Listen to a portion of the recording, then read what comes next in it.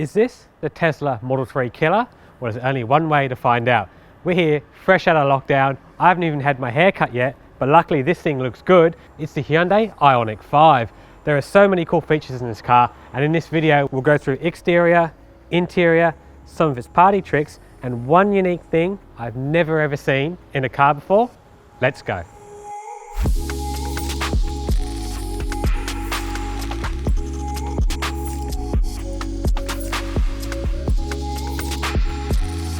The Hyundai Ioniq 5 range starts from $71,900 before on-roads.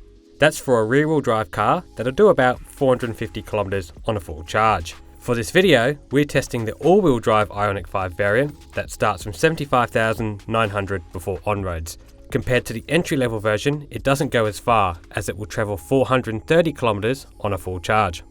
Interestingly, the Ioniq 5 will be sold directly to customers and not via the traditional dealership model. That's because the brand wants to better manage wait times and the customer experience overall. Early adopters crashed the Hyundai website when the first batch went live on September 2021, meaning they all sold out. Drive has been told that in December 2021, another small batch of Ioniq 5s will be up for grabs. So remember to set your alarm and save the date. No doubt drawing attention with this car is its design, so let's have a look at some of the interesting and unique things about it. These wonderful pixel LED headlights, as Hyundai call them, are fantastic. There's also this wonderful illuminated panel that gives the car a really unique signature. Another high-tech feature are these aerodynamic fins at the bottom that open when the car starts to make it even more proficient and even more efficient. Australian launch Ioniq 5s come with this 20-inch wheel package. Not only do you get these great fractal design wheels, but you also get these special Michelin Pilot Sport EV tyres. Now they're not a low resistance tyre, but they're a high performance tyre, meaning the electric motor, when it loads up the car quickly, the tyre can keep up and it gives you a stack of grip and makes it a bit of fun too. From the side of the car, you'll instantly notice the striking details. There's a really taut crease that runs alongside, which gives it some drama. However, if you look a little closer, you'll notice how far apart the wheels are. This is the benefit of Hyundai creating a dedicated electric vehicle platform from scratch. In fact, its wheelbase is exactly 3 meters, 2, 3, which makes it larger than what you'll find on an 8-seat American-sized Palisade SUV. How's that for packaging? The inside of the Hyundai Ioniq 5 is unlike anything I've ever experienced before. This is the first car to ride on Hyundai's eGMP platform, which is a dedicated electric vehicle car platform. It pushes the wheels to the outsides of the car and gives you a really flat floor and a really unique experience. It feels spacious and it feels large. On top of that, they're free from the shackles of internal combustion cars, meaning there's versatility in this cabin, like a sliding center console. As well as something clever, a glove drawer. Why didn't anyone else think of that? In terms of materials, there's lots of eco-sustainable stuff in here. The floor is made from a yarn coming from plastic bottles, there's real wool on the seats, and there's even sugarcane in some of the materials. These are all hypoallergenic, meaning it's great for kids with allergies. But in the real world, how does that feel? Well, it's a great selection of materials, they're very tactile and nice to touch, and most importantly, they look very expensive and from a class above. Speaking of, these seats are great too. 4 are electric in this car. They've got memory too, 2 position on this side, but you can also set memory for this seat and the 2 rear seats too, depending if you've got children or adults in the car. Off the back of that tech, there's heaps of other cool stuff in here too. You've got 2 12.3-inch infotainment screens, a Bose sound system, and something I like, dedicated aircon controls. Now they do use touch sensitive buttons, but at the end of the day, it's actually quite easy to use, and you can use the screen too if you wish to change it up. The last unique thing about this cabin is the steering wheel. It's not the way it's shaped, but it's the fact it lacks a badge. Maybe they ran out of plastic, who knows, but either way, I quite like it. One unique feature I mentioned earlier that I really love about this car is this zero gravity seat. Now 2 taps of the button and it begins to fold back, getting you ready to enjoy a nice long charge. Now I tried doing this while driving and thank God it doesn't let you, but when you're stationary, I've got to say, it is super comfortable. As I mentioned earlier, that 3-meter wheelbase pays dividends in the back row. Look how much space there is back here. I've got heaps of knee room, heaps of foot room, the flat floor is great, and these chairs too are really comfortable. You sink right in, they're soft and supple, They're electrically adjustable. The outbound ones are heated too. There's other cool stuff. For kids, a sunblind, rear air vents, 2 USB ports, some more storage, and a pair of cup holders. But the thing making the biggest impact here is that standard fitment glass roof. It doesn't matter if you buy the entry model or this high performance model, that comes standard across all of them. There's 527 litres on offer in this current mode. If you fold the second row, you get about 1500 litres. There's a couple other cheeky spots too. Under here you've got some storage for goodies, as well as a tyre repair kit.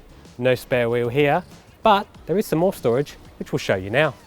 Over in the front, in the rear wheel drive car, you get 54 litres. In this car, the all-wheel drive one, you get 27. So there's enough room to store some charging gear. But it's also where you find this, and this is very cool. What this cool device does is it plugs into the car and gives you a mobile power point to power anything you want, wherever you want. If you're interested, make sure you check out the pop-up banner to the right, where we put the Hyundai Ioniq 5's vehicle-to-load system to the test with regular household appliances. Being an electric car, the Hyundai Ioniq 5 is brimmed full of technology. Aside from a fancy 3-dimensional parking camera, it's the first Hyundai ever to feature junction turning assist. What this clever technology does is either stop or speed up the car during tricky intersections to help prevent an accident. In terms of an official ANCAP safety rating, the Ioniq 5 remains untested. That's the same for European NCAP crash testing too, as they've yet to evaluate the vehicle officially also. As charging times are confusing and pending the amount and type of power you feed in, we've included this handy table that outlines all you need to know. The Ioniq's AC charger allows for 10.5 kilowatts of energy flow, which is greater than a 6 kilowatt system found on a Nissan Leaf. It's about the same as what you'll get on a Tesla Model 3 that flows about 11 kilowatts when on AC charging. What you really need to know is that charging from a professionally installed wall box will take about 6 hours, going from 0 to 80%.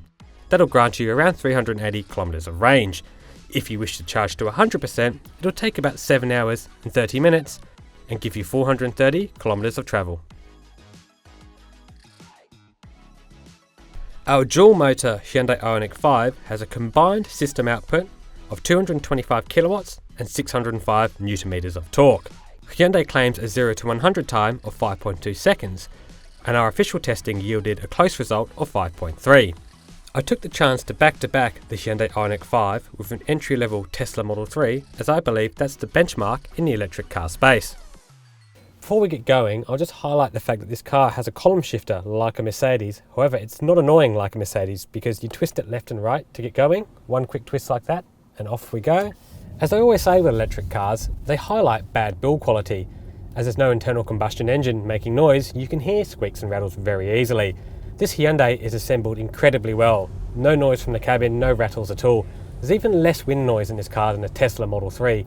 I found the Tesla to have a gusty noise coming from the wing mirror. There's none of that in this Hyundai, not even at 110 kilometers an hour either, which is great. If you're coming from an internal combustion car as well, you'll enjoy the steering in this car. It's not darty or sneezy. It's got 2.5 turns. It feels like lock to lock, so it's very progressive and linear. Other cars in particular, like the Tesla Model 3, have really darty and sneezy steering. So if you're used to regular steering and a regular internal combustion car, you'll find this much easier to get used to. The suspension in this car is pretty darn good, to be honest. There's a lot of compliance and suppleness, even though there are 20-inch wheels on it. You do get a bit of fidgetiness and some ripples from the car as it goes over bumps, likely because of those wheels. But if you're into performance driving, you'll enjoy the tyres, so it's a bit of a moot point, to be honest. This car has an interesting front end, being the all-wheel drive model, which has got clutches that help actuate the power and torque vector. That means it's actually really fun and there's a lot of depth of character in its handling. It's almost like a hot hatch, meaning if your partner wants a car to drive day to day and you want something fun on the weekends, this car actually delivers, as it has a lot of character and it's a real hoot on a good road. As you may be able to see, there are these paddles on the steering wheel. Now they control the regeneration, they don't control the gears obviously, but something handy about this car is that if you grab this left pedal when it's set to max, it'll apply heaps of extra regen, which is great if the lights change and you want to come to a stop sooner. You grab that pedal, recuperate some extra energy. You can also set it to a one pedal mode like the Nissan Leaf, where you just drive it on and off on the pedal without the brake pedal. As you expect with an electric car, there are myriad ways to drive it and different ways to get the most out of it. There's nothing wrong with the basic feeling Model 3, you put in what you get out. However, the smarts in this car are quite incredible. The way it reacts to power, the torque vectoring, how it moves around, it feels like a far advanced car, unlike the next generation product, which is what you'd expect, to be honest. After driving this car, I'm quite jealous of those early adopters that bought one. It's fantastic on the road and you're going to love every moment behind the wheel. I think the Hyundai Ioniq 5 moves the electric car game forward in Australia and is worth a thumbs up. So if you liked the video, make sure you click it. As always, make sure you subscribe to our channel to be kept up to date with the latest electric car content. The Hyundai Ioniq 5 proves that when a mainstream manufacturer takes the time to get it right, the product is nothing short of exceptional. There's a lot of depth of character here. It's not just a vanity project. Underneath this beautiful styling, there's great packaging, incredible build quality, and a really fun and engaging car as well. If you're considering an electric vehicle, in particular a Tesla Model 3, you want to have a go on one of these. With Hyundai taking a very different approach to sales, as in selling this car directly to the customer, it may be hard to get a test drive at a dealer. So trust me on this one, I think it's well worth the money. I reckon this car's got a good shot at the 2022 Drive Car of the Year awards. Check out last year's electric car comparison here.